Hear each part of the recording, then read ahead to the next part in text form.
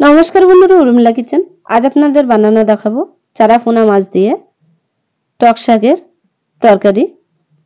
লবণ দিলাম, হলুদ দিলাম, দিয়ে মাছটাকে ভালো করে মাখিয়ে নেব। মাখানো হয়ে গেছে, কড়া বসিয়ে দিলাম। কড়াই কিছুটা তেল দিয়ে দিলাম। তেলটা গরম হয়ে গেছে, মাছগুলো এক এক করে দিয়ে দেব।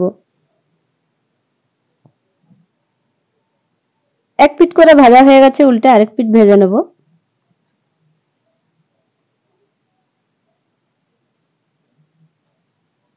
মাছগুলো ভাজা হয়ে গেছে, একটা পাত্রই তুলে নেব। মাছগুলো তোলা হয়ে গেছে। মাছ ভাজা তেলের উপরে কালো সর্ষে দিয়ে দিলাম, কয়েকটা শুকনো ঝাল দিয়ে দিলাম কেটে, হালকা আঁচে ভেজে নেব। কেটে রাখা টক শাকগুলো দিয়ে দিলাম।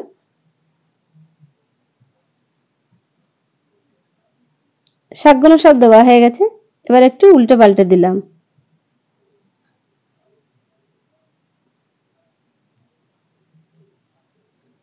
হাফ চামচ লবণ দিয়ে দিলাম, হাফ চামচ হলুদ দিয়ে দিলাম, দিয়ে শাকটা একটু কষে নেব।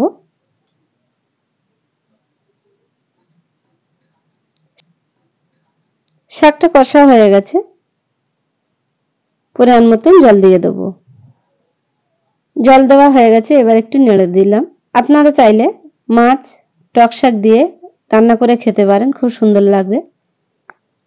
সবজিটা ফুটে উঠেছে, ভেজে রাখা মাছগুলো দিয়ে দিলাম, দিয়ে আর একটু নেড়ে দিলাম।